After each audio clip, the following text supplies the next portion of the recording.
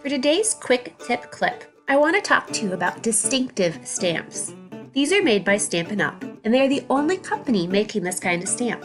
They are detailed and have shallow, smooth-edged lines.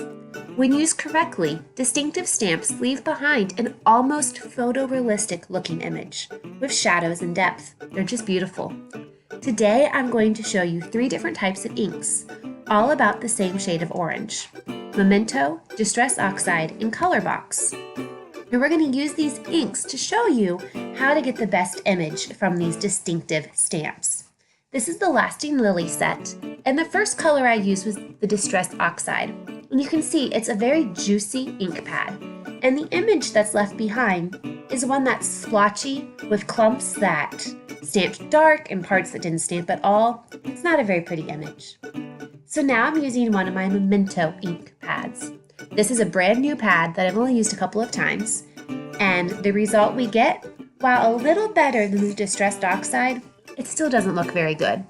You can't see the details and the layers that this stamp gives us. The last pad I'm going to use is a Color Box pad, and this is a very dry ink pad. It's one of my kids' pads actually. We've used it a bunch. By using this drier pad, when I put the image down, you can see that it leaves an absolutely perfect image. You can see the piston through the middle of the flower, and you can see the layers in the shadowing. Today's tip: when using distinctive stamps, use a drier ink pad. Here are some cards that I made with the drier ink pads, and you can see they turned out beautiful. If you want to see how the orange card was made, I have linked that for your enjoyment. So, thanks for watching, and happy stamping!